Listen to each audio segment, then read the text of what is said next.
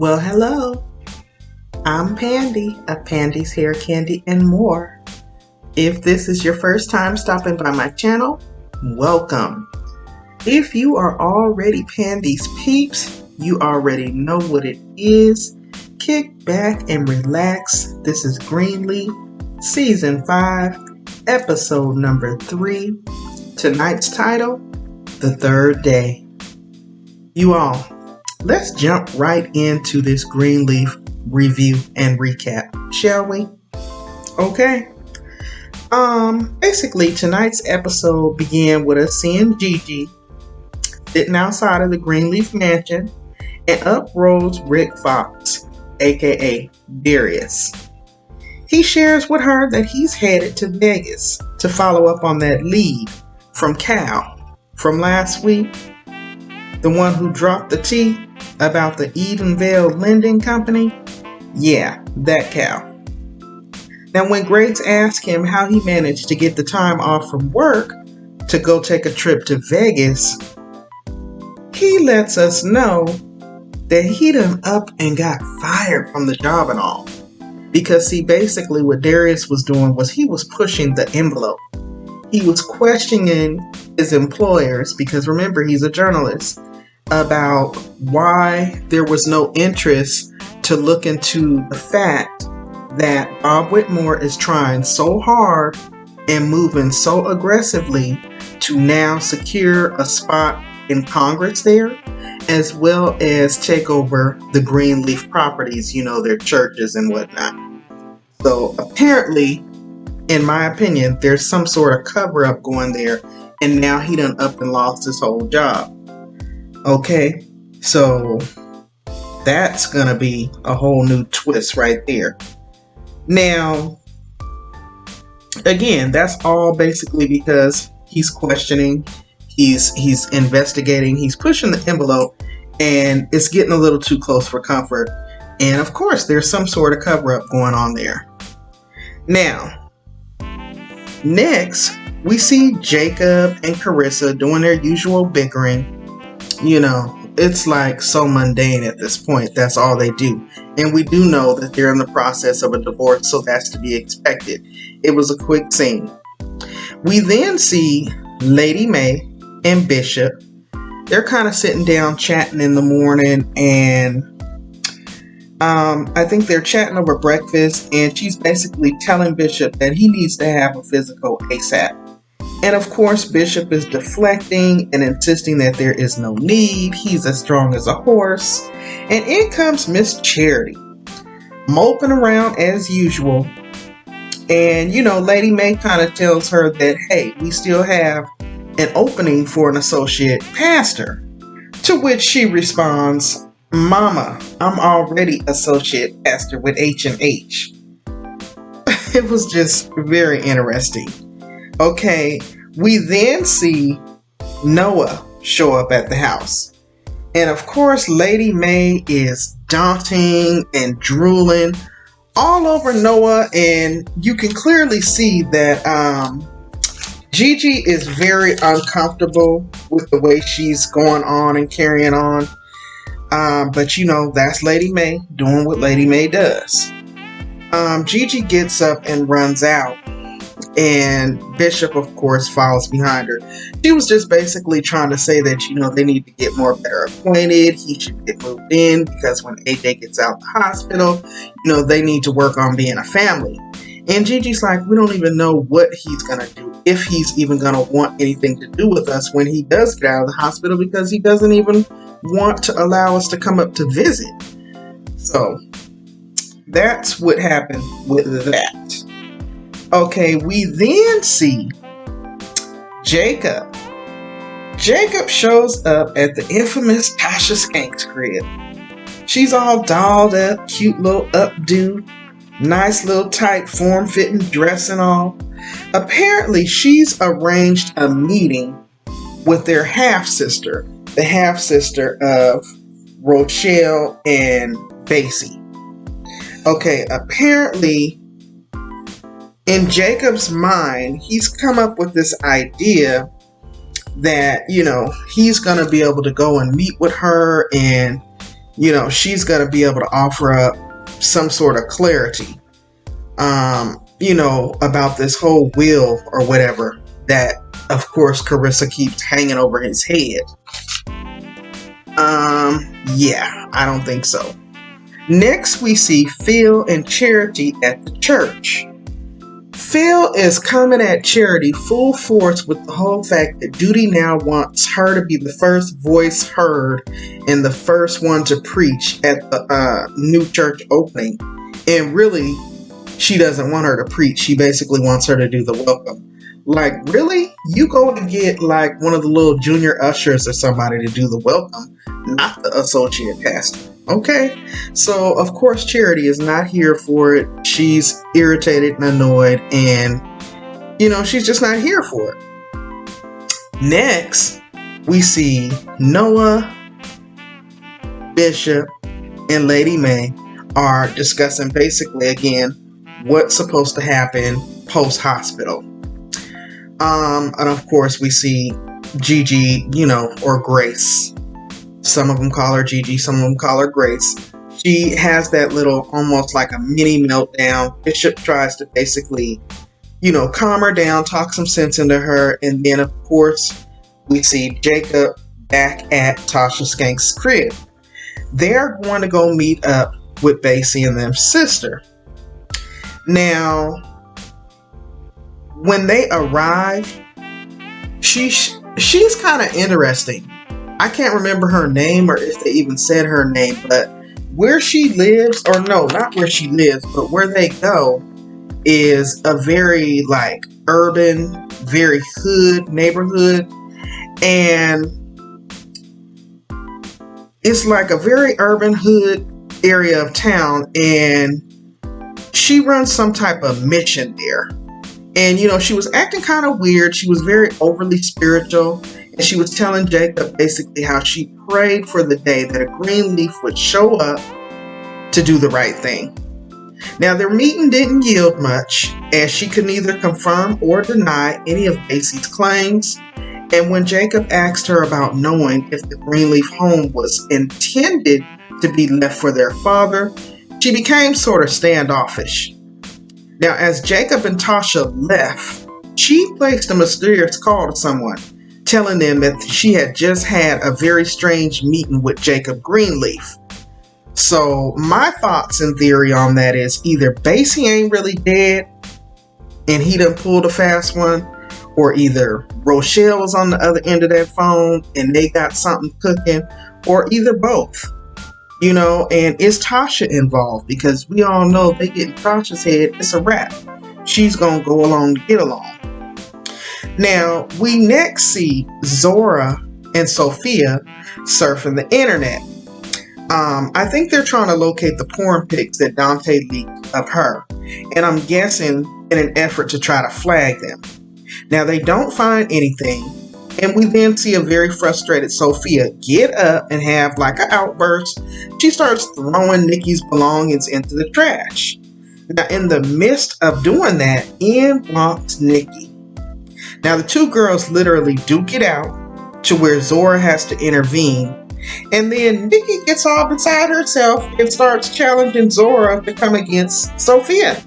Now, I don't know why she thought blood wasn't thicker than water, but when Zora doesn't go with her, and take her side, Nikki then hits Sophia below the belt with "at least I can have kids." That's when Zora finally put her foot down and tells her to leave and not come back. Of course, Sophia's crushed because she's like, I didn't tell her. I promise I didn't say anything. Very interesting, y'all. Very, very interesting.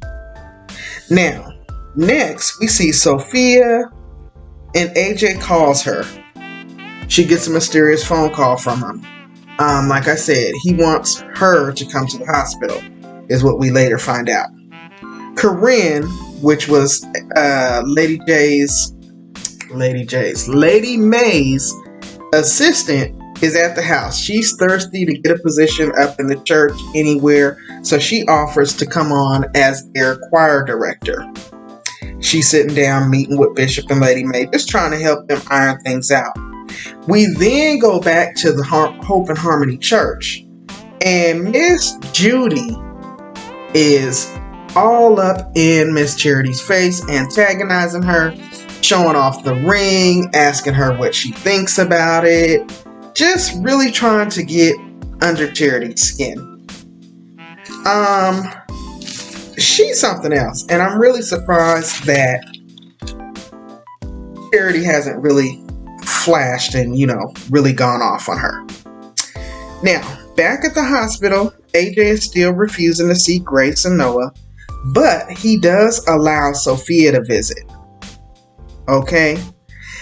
They then flash to Phil and Charity at the church. He's trying to still, smooth things over with her because I think he really does have feelings for Charity.